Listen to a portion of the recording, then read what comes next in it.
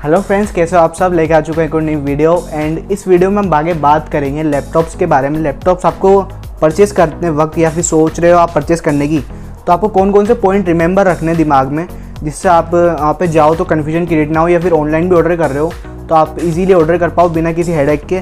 तो आगे हम इसी बारे में बात करने वाले हैं, डिस्कस करने वाले हैं इन पॉइंट्स को लेकर। एंड इस वीडियो में मैं आपको कुछ ऑफ़र्स के बारे में बता दूंगा जो कि फ्लिपकार्ट एंड अमेज़ॉन पर भी सेल भी चल रही है, तो उनको भी आप कंसीडर कर सकते हो, उन ऑफ़र्स का फ़ायदा उठा सकते हो। बैंक ऑफ़र लगा लीजिएगा, क्योंकि आपको बैंक ऑफ़र के साथ ही आपको वो अच्छा डिस्काउंट मिल पाएगा उन लैपटॉप्स पे। तो अगर आप इस चैनल पे नए हो तो प्लीज़ सब्सक्राइब कर लीजिए हमारे टेकिला वर्ल्ड को, एंड बेल नोटिफिकेशन दबा दीजिए ताकि हर मंडे हमारी न्यू वीडियो आती है आपके नोटिफिकेशन आ जाए कि वीडियो आ चुकी है। एंड अगर वीडियो एंड तक पसंद आए तो उसे लाइक कर देना और शेयर ज़रूर कर देना। तो अब चलिए शुरू करते हैं।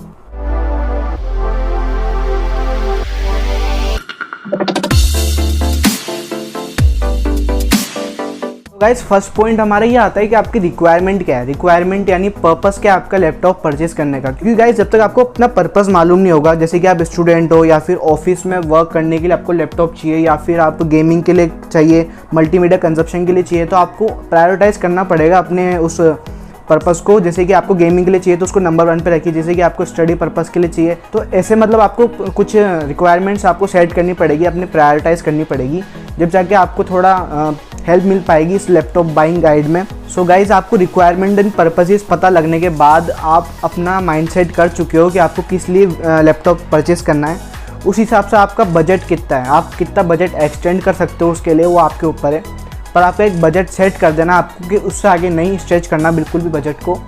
सो गाइज, पर्पस, रिक्वायरमेंट्स ये सब सेट हो गया, आपका बजट भी सेट है, आपका कितना आपको जाना है लैपटॉप की तरफ, कितना स्पेंड कर पाओगे या फिर किस पर्पस के लिए चाहिए।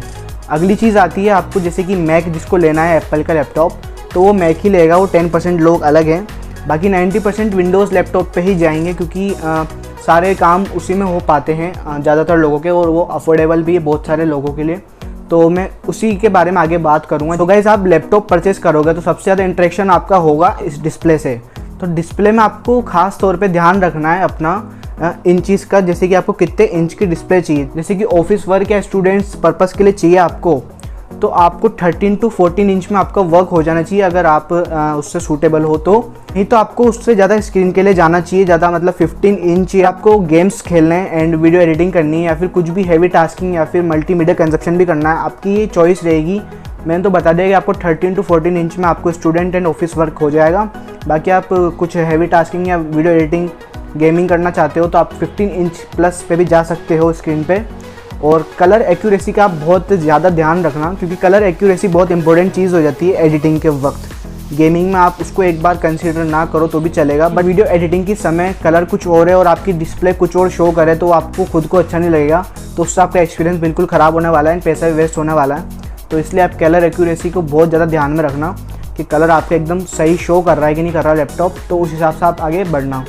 गाइस, डिस्प्ले में एक और चीज़ आती है आपकी रिफ्रेश रेट, क्योंकि आपको गेमिंग करनी है तो आप 144 हर्ट्ज़ के भी लैपटॉप आते हैं डिस्प्ले के, तो उनकी तरफ भी आप जा सकते हो। बाकी आपको 60 हर्ट्ज़ जो आप जाओगे वो भी नॉर्मल रहेगी, 60 हर्ट्ज़ में आपको कोई प्रॉब्लम नहीं रहेगी। तो गाइस, आफ्टर डिस्प्ले हमें ध्यान रखना है, हमारा सबसे ज़्यादा इंटरेक्शन होता है आफ्टर डिस्प्ले के बाद कीबोर्ड पे। तो कीबोर्ड में आपको कीज़ देख लेनी है, एक बार चेक कर लेनी है कि बैकलिट कीबोर्ड है कि नहीं है। जैसे कि बैकलिट उसे कहते हैं जिसमें लाइट जलती है पीछे से, बटन्स में लाइट अप होती है, तो उसको आपको चेक कर लेना है। एक तो रात में आप वर्क करते हो तो उसमें आपको बहुत प्रॉब्लम आती है। एंड आपको दूसरी चीज़ ये ध्यान रखनी है कि आपकी स्पेसिंग अच्छी होनी चाहिए कीबोर्ड में। जैसे कि आप टाइप कर रहे हो तो आपको सारी कीज़ एकदम चिपकी हुई नहीं होनी चाहिए, तो थोड़ा बहुत स्पेस आपको देखना ही पड़ेगा। एंड की प्रेसिंग के वक्त कितना मतलब दब रही की, तो उसको भी आपको देखना पड़ेगा। अगर की ज़्यादा दब रही है तो अच्छा है, और कम दब रही है, बहुत लेस स्पेस है, तो आप इंजॉय नहीं कर पाओगे टाइपिंग को। तो इन सब चीज़ों का भी ध्यान रखना पड़ेगा आपको। एंड अगर आपने लैपटॉप पसंद कर रखा है और उनमें ये सब कमी है, जैसे कि कीबोर्ड की या फिर बैकलिट की, तो आप एक्सटर्नल कीबोर्ड भी अटैच कर सकते हो अपने लैपटॉप से, या फिर माउस भी अटैच कर सकते हो। तो आप उससे ज़्यादा कंफर्टेबल हो तो वो भी कर सकते हो आप एक्सटर्नल कीबोर्ड एंड माउस लाकर। एंड गाइस, मेन इंपॉर्टेंट चीज़ आपको ये ध्यान रखनी, जो कि हिंजेस होते हैं वहाँ पे लैपटॉप को ओपन या क्लोज करने के लिए, तो आपको स्पेशली ध्यान रखना है कि आपकी बिल्ड क्वालिटी अच्छी होनी चाहिए लैपटॉप की। एंड आप कोशिश करना है कि आपको प्लास्टिक से अलावा कोई और टाइप की बॉडी मिल जाए, जैसे कि मेटल बॉडी हुई, तो आप इनको भी कंसीडर कर सकते हो, क्योंकि जो हिंजेस रहते हैं वो जल्दी टूट जाते हैं प्लास्टिक बॉडीज़ में। तो आप ब्रांड देख के भी ये चीज़ डिसाइड कर सकते हो कि आपको बिल्ड क्वालिटी एंड बॉडी का भी ध्यान रखना पड़ेगा लैपटॉप की बॉडी के बारे में बात कर रहे हैं तो उसमें आपको पोर्ट्स के बारे में ज़्यादातर ध्यान रखना पड़ेगा, क्योंकि उसमें आपको एक टाइप सी पोर्ट तो होना ही चाहिए। अगर पोर्ट्स में अगर आप देख रहे हो लैपटॉप्स में, एंड 3 to 4 होने चाहिए आपके टाइप ए पोर्ट्स, जो कि नॉर्मली USB वाले पोर्ट आते हैं वो आपके 3 to 4 होने चाहिए। 2 या 3 भी तो आपको कोई दिक्कत नहीं आने वाली, वो भी सही चीज़ है। एंड HDMI पोर्ट ज़्यादातर आपको यूज़ में आता है, तो उसका भी आप ध्यान रख सकते हो, क्योंकि आप उसको एक्सटर्नल डिस्प्ले कनेक्ट कर सकते हो। उस पोर्ट में आपकी एक्सटर्नल डिस्प्ले कनेक्ट हो जाएगी, तो आप लैपटॉप की छोटी स्क्रीन से बड़ी स्क्रीन पर शिफ्ट हो सकते हो, उससे आपका काम और भी ईजी हो सकता है। तो ये पोर्ट्स की बात तो हमने कर ली। आगे बैटरी की बात कर लेते हैं। बैटरी आपको कंपनी अगर क्लेम कर रही है जैसे कि 10 आवर्स 24 आवर्स ऐसे क्लेम कर रही है, तो आप उनको मान के चलो 60 to 70% ही आपको बैकअप मिल पाएगा बैटरी के अंदर। जैसे कि हम व्हीकल परचेस करने गए, उसने माइलेज बोला 40 का, तो हमें 35 माइलेज मिलता है। तो वैसे ही हमारा इलेक्ट्रॉनिक्स में होता है, लैपटॉप एंड फ़ोन्स में। जैसे कि कंपनी ने 10 आवर्स क्लेम करा, तो 7 आवर्स या 8 आवर्स से आपको टाइम मिल पाएगा। अगर आप अच्छे से यूज़ कर रहे हो, हैवी यूजेस कर रहे हो, तो आपको हो सकता है थोड़ा और कम मिल जाए बैटरी बैकअप। तो आपके यूसेज के ऊपर है, वो तो आइडल कंडीशन में टेस्ट करते हैं तब जाके उनका बैटरी बैकअप आता है। एंड आप किस तरह से यूज़ कर रहे हो ये आपके ऊपर है। तो बैटरी बैकअप का भी ध्यान रखना, 60 to 70% ही लेके चलना आप जितना क्लेम कर रहे हैं उससे। गाइस बैटरी की हम बात कर रहे थे, तो इसको हम चार्जिंग के टेक्नोलॉजी के बारे में बात कर लेते हैं। जैसे कि फास्ट चार्जिंग अवेलेबल हो रही है आजकल बहुत सारे लैपटॉप्स में, तो आप फास्ट चार्जिंग को अगर आप मिल रही है उस लैपटॉप के साथ, तो आप उसको बिल्कुल मत छोड़ना, क्योंकि 50% चार्ज आधे घंटे में हो जाएगा। तो उससे बढ़िया बात और क्या हो सकती है गाइस। तो आप फास्ट चार्जिंग को भी कंसिडर कर सकते हो। जैसे कि प्रोसेसर, रैम एंड स्टोरेज हुई। सो गाइस प्रोसेसर की हम बात कर लेते हैं। प्रोसेसर में आपको AMD एंड इंटेल में कन्फ्यूजन होता होगा। तो AMD एंड इंटेल में आपको कन्फ्यूजन इसलिए है क्योंकि इंटेल का नाम चलता आ रहा है पुराना, एंड राइजन वाली सीरीज़ 3-4 साल से कुछ कम काम नहीं कर रही। इसके प्रोसेसर भी बहुत अच्छे आ रहे हैं AMD के, सभी इनको ले रहे हैं आजकल। एंड इंटेल आपको स्टेबल प्रोसेसिंग प्रोवाइड कर पाता है लॉन्ग टर्म के लिए, बट AMD आपको परफॉर्मेंस एंड एफिशिएंट है, क्योंकि 7nm टेक्नोलॉजी पे बेस्ड है और ये 10 to 14nm टेक्नोलॉजी पे बेस्ड है इंटेल वाला प्रोसेसर। एंड आपको इंटेल के प्रोसेसर परचेज़ करते वक्त एक चीज़ ध्यान रखनी है कि वो लेटेस्ट जनरेशन का हो जब भी आप परचेज़ करें। एंड राइजन में आपको थ्रेड्स एंड कोर्स ज़्यादा मिल जाते हैं, जिससे आपको परफॉर्मेंस में कुछ कमी नहीं होने वाली। एंड ये प्रोसेसर बैटरी एफिशिएंट भी रहते हैं, तो आप लैपटॉप में इसको कंसिडर कर सकते हो राइजन वाले प्रोसेसर्स को। नेक्स्ट आता है हमारा storage type. Storage type 2 type की स्टोरेज आती है, HDD and SSD, hard drive disk and solid state drive.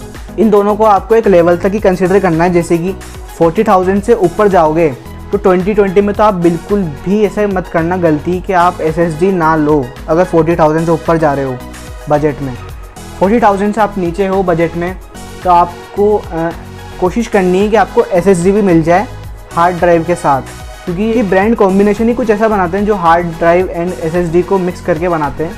But आपको ध्यान ये रखना आपकी विंडोज़ SSD में इंस्टॉल हो, कि आपका एक्सपीरियंस नेक्स्ट लेवल का हो जाता है। ये SSD अगर आपके लैपटॉप में है तो SSD बिना लैपटॉप परचेस मत करना। मैं बार बार ये बात कह रहा हूँ, क्योंकि आपको खुद पता चल जाएगा जब आप इसको यूज़ करेंगे। SSD की लाइफ भी ज़्यादा होती है, इसकी स्पीड भी कई गुना 50 टाइम्स और फास्टर हो सकती है HDD से, तो आपको इस बात का भी ध्यान रखना है। चलिए मैं आपको एग्जांपल देता हूँ SSD कितनी फास्ट हो सकती है। 4 to 5 सेकेंड्स में आपका लैपटॉप बूटअप हो जाएगा, जिसको 40 से 50 सेकंड लगते हैं HDD को। तो इस बात से आप समझिए होंगे कि मैं SSD को इतना जोर डाल के क्यों बोल रहा हूँ कि आपको SSD के बिना नहीं लेना। 2020 में तो बिल्कुल भी नहीं है, आगे तो बिल्कुल भी नहीं लेना आपको SSD के बिना लैपटॉप। कोशिश यही रहेगी आपकी कि आप SSD के साथ ही लो, बट वो जो एक इंटरनल वाली रहती है उसमें विंडोज़ इंस्टॉल होएगी, आपके सारे गेम्स उसमें रन करेंगे, तो आपको ज़्यादा बेनिफिट देने वाली है एक्सटर्नल से। एक्सटर्नल आप कनेक्ट कर सकते हो फॉर स्टोरेज पर्पसेस, क्योंकि इसकी रीड एंड राइट स्पीड ज़्यादा होती है एंड उसमें कोई मूविंग पार्ट भी नहीं होते। जैसे कि हार्ड ड्राइव में एक्सीडेंटल मान लो अपन प्रैक्टिकली लेके चलते हैं, कभी ना कभी एक्सीडेंट हो ही जाता है लैपटॉप्स के साथ भी, गिर गया वो बाय चांस, तो उसमें हार्ड ड्राइव में आपकी पूरी की पूरी स्टोरेज गायब हो जाएगी एक बारी में, जबकि आपके इसमें बहुत कम चांसेस रहते हैं SSD में ऐसा होने में। तो आप SSD को प्रेफर करिए ज़्यादा से ज़्यादा। नेक्स्ट आया था हमारा रैम के ऊपर। रैम आपको 4GB मिल जाएगी 20 से 30 हज़ार वाले लैपटॉप में, बट आपको 20 से 30 हज़ार वाले ऊपर जा रहे हो आप, तो उसमें आपको बात ध्यान रखनी है कि 8GB रैम तो हो ही, मिनिमम आपको 8GB रैम रखनी है अपने लैपटॉप में।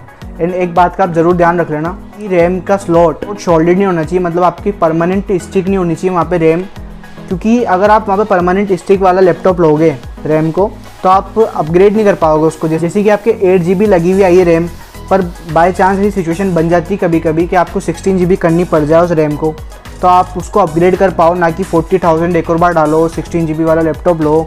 तो इससे बढ़िया तो आप 8 GB वाला लो, पर उसमें ध्यान रखना कि आपके परमानेंट स्टिक नहीं होनी चाहिए, शोल्डिंग नहीं होनी चाहिए वहाँ पे। तो उससे आप नई रैम स्टिक लगा सकते हो, उसको 16 GB बना सकते हो अपने लैपटॉप को। गाइस ग्राफिक कार्ड के बारे में बात कर लेते हैं। ग्राफिक कार्ड आपका ज़्यादातर इंटीग्रेटेड होता है और उसमें आपका नॉर्मली वर्क भी हो जाता है। डेडिकेटेड ग्राफिक कार्ड उनको ज़्यादा ज़रूरत पड़ती है जो 4K एडिटिंग, VFX या फिर 4K गेमिंग, ऐसे बहुत ज़्यादा हेवी टास्किंग करते हैं, उनको डेडिकेटेड ग्राफिक कार्ड की ज़रूरत पड़ती है और वो बहुत कॉस्टली भी पड़ते हैं, बहुत ज़्यादा महंगे आते हैं वो। तो आपका काम इंटीग्रेटेड ग्राफिक कार्ड से हो जाना चाहिए। अगर आपको फिर भी काम नहीं हो रहा ग्राफिक कार्ड के बिना, तो आपका मिनिमम 2 GB होना ज़रूरी है। सो गाइज़ यही थे कुछ कुल मिला के पॉइंट्स जो कि आपको बेसिकली ध्यान रखने हैं आपको परचेस करते वक्त। इन पॉइंट्स को ज़रूर कंसिडर करना। एंड वीडियो यहाँ तक देख ली तो अभी तक लाइक कर दो यार, क्या कर रहे हो। एंड आगे मैं आपको बता देता हूँ कि कौन कौन सी लिस्ट है वो जो कि आप कंसिडर कर सकते हो। अभी परचेस के वक्त सेल चल रही है फ्लिपकार्ट एंड अमेज़ोन की, तो उसमें आप बैंक ऑफर लगाना मत भूलना। तो लैपटॉप्स के नाम है जो कि आपको स्क्रीन पे दिख रहे होंगे। ये लैपटॉप्स आपको 30 to 50,000 के बीच में पड़ जाएंगे, जो कि आपका बजट 30,000 जो कि बहुत मिनिमम रहता है एंड 50,000 जो कि एवरेज पे रहता है बजट, वो सब आपके स्क्रीन पे है आपकी लिस्ट। तो आप परचेस कर सकते हो इस टाइम। अगर आपको कोई और लैपटॉप भी पता है या फिर मेरे से छूट गए हो तो आप उनको भी कंसीडर कर सकते हो, क्योंकि आपने सोचा है तो वो सही होना चाहिए। एक लैपटॉप आता है हमारे गेमिंग के लिए, जो कि आपका बजट बहुत ज़्यादा एक्सटेंड करना पड़ेगा आपको 1 लाख तक। 99,000 का है ये। बैंक ऑफर के बाद आपको हो सकता है और भी कम 6,000 या 5,000 प्राइस कम देखने को मिल जाए, तो उसको भी आप कंसीडर कर सकते हो। एसर प्रीडेटर हीलियोस 300, इसको भी आप कंसीडर कर सकते हो क्योंकि इसमें बहुत अच्छे स्पेसिफिकेशंस आ रहे हैं आपके, और ये लैपटॉप भी गेमिंग लैपटॉप है, तो आप इसको जरूर कंसीडर कर सकते हो अगर आपका बजट इतना अलाउ करता है तो। यहाँ तक वीडियो देखने के लिए थैंक्स। लाइक एंड शेयर जरूर कर देना और चैनल को सब्सक्राइब जरूर कर देना बेल नोटिफिकेशन ऑन करके। मिलते हैं नेक्स्ट वीडियो में। Thanks for watching, bye.